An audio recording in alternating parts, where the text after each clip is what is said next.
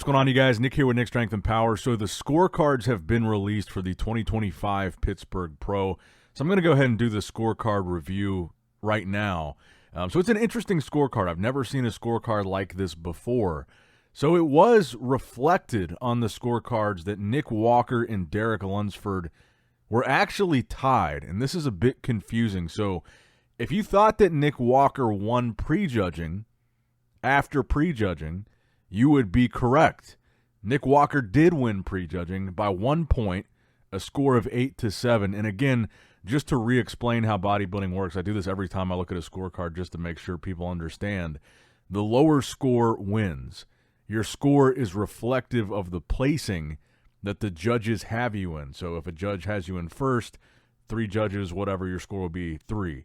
So the lower score means more people have you in first. So Nick Walker won by 1 point with a score of 7-8 at prejudging, and Derek Lunsford won finals with a score of 7-8 by 1 point as well. So both of them had a total final score of 15, which is confusing because that's reflected as a tie on the scorecards, but then Derek won and Nick got second. Now, what they did was, this video right here, what they called a sudden death because they were tied. And what I thought, there would be like an extra column on the scorecard reflecting that sudden death matchup that they did at the finals, because I guess that was the tiebreaker. But the weird thing about the scorecard is there's nothing reflecting that sudden death thing. There's just the prejudging score, which Nick won. There's the final score, which Derek won. And there's the tie score.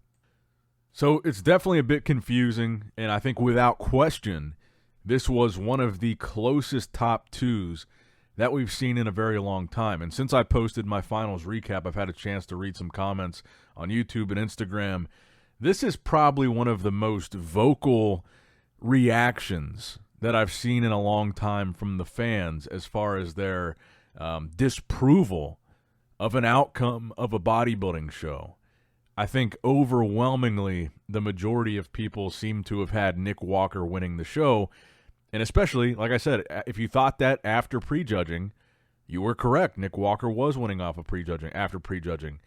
So I don't fully understand how they came to the conclusion that Derek won. Again, you know, obviously they did this tiebreaker, and that was supposedly what gave Derek the victory. And I hope this is something that Tyler explains in his breakdown video, because I don't fully understand where that part of the judging, the sudden death part of the judging, is incorporated into the scorecards or incorporated into Derek's win.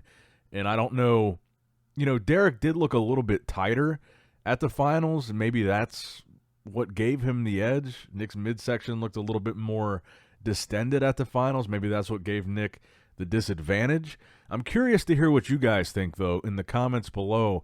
What was your analysis of this? Where do you think Nick lost this show? If you think Nick lost this show, where do you think that happened? What do you think it was? Was it a certain pose? Was it a conditioning thing? Was it just, you know, Derek is more aesthetically pleasing? What do you think the deciding factor here was? If Nick was winning at prejudging, what flipped it to not only give Derek the finals win, but then to also give Derek the tiebreaker win of that sudden death 2-man call-out? So I think after looking at this, the fan reaction seems to be pretty justified here, because it does kind of look like a controversial decision with the fact that this scorecard is so odd. It's like something, you know, I've never seen a scorecard where the final score was a tie. I mean, a tie is literally as close as it can possibly get. And I think the good thing is this means that we get to see Nick Walker, hopefully next weekend at the New York Pro, defend his New York Pro title, presumably win that show, get his Olympia qualification, go to the Olympia, and then we have a really exciting storyline going into the Olympia, him trying to avenge this loss to Derek. But I do want to, again, take my hat off to Nick Walker here, because Nick is a guy that he talks a lot of talk, but one of the reasons why he's able to do that is he backs it up. He walks the walk, too. And that's exactly what we saw here at the Pittsburgh Pro. And I know that Nick is probably disappointed that he didn't win the Pittsburgh show, but I don't think he has anything to be disappointed about when it comes to his performance and the physique that he brought to this stage. He improved. He was firing on all cylinders. It was a great look for Nick.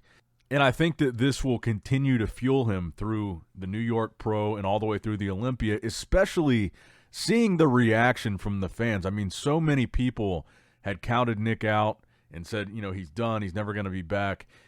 And here he is, still here, still bringing crazy packages, rivaling, arguably, you can make an argument that right now Derek is the second best bodybuilder in the world because he just beat Samson Dauda. He just won the Pittsburgh Pro. A lot of people think Nick should have beaten him. Nick is still on top of the IFBB. He's one of the best bodybuilders in the world, and he proved that here in Pittsburgh. And I think seeing the fan reaction, people saying that he should have beat Derek, who, like I said, is arguably the second best bodybuilder in the world, if not the best, I think that's going to massively fuel Nick Walker, the fire in him, to really continue to prove his point at the Olympia. I was extremely impressed with what Nick brought here. This was a great version of his physique, and I want to see more. And I think that had Nick won this show, probably the entire bodybuilding world right now would be talking about Nick as potentially a 2025 Mr. Olympia champ. If he had beaten Derek here, which some people still think he did, and he did it prejudging, I think Nick is rightfully in the conversation to win the Olympia had he done that. So this is still huge for him, but had he won, I think that's what we would be talking about, is Nick Walker potentially winning the 2025 Mr. Olympia, which when you think about it in its totality, the fact that he was forced to sit out 2 Olympias in a row that he qualified for, and he was able to come back this strong to now the conversation, I think, really even still the conversation now is probably Nick will be back in that top 3 at the Olympia this year. I think that's definitely a valid conversation. But let me know what you guys think in the comments below. What do you think about this scorecard? What do you think it means? What did you think about the sudden death thing? What do you think about the tie? What do you think about Nick winning prejudging and Derek winning finals? Now, I also wanted to show the Classic Physique scorecard too, because Classic Physique was very close. And I don't think Terrence brought as dominant as a package as he thought he was going to, and as dominant of a package as we thought he was going to. And that's reflected in the scorecard as well. The score between him and Jose was a 1-point decision. So a very competitive top 2 in both categories, Classic Physique and Men's Open Bodybuilding. And I also wanted to give an honorable mention to Aaron Banks because I like his physique. Aaron Banks won in men's physique as well. So shout out to Aaron Banks. Shout out to Terrence Ruffin. And again, shout out to Derek Lunsford. I think still a victory worth celebrating. Now Derek has the first ever Pittsburgh Pro title. And I think Derek still now, even if it's a controversial victory, it does propel that conversation forward of Derek potentially being the favorite at the Olympia this year. He's now beaten essentially everybody that will be competing at the Olympia, including Samson Dauda, with the exception of Hadi Chupin. And now there's a very strong argument for Derek being the favorite to win. But let me know what you guys think in the comments down below. Make sure you like the video, subscribe to the channel, click that bell notification icon if you have not already. And as always, I love you guys, appreciate you guys. Nick Strength and Power signing out. All right, guys, don't forget to click that like button and subscribe to this channel if you enjoy the content. Also, check out my Instagram at Nick Strength Power, my Facebook page, which is simply Nick Strength and Power, my secondary YouTube channel, Nick Strength and Vlogs, for vlogs and bonus content that you will not see on this channel. And consider subscribing to my third YouTube channel, Nick Strength and Pokemon, which is all things Pokemon and trading card games, completely unrelated to this channel. So if you're into that, give that one a look. And all links to merchandise and social media will be in the description box below. If you guys want a Nick Strength and Power t-shirt, that will be in the Shopify link below. Have a great day.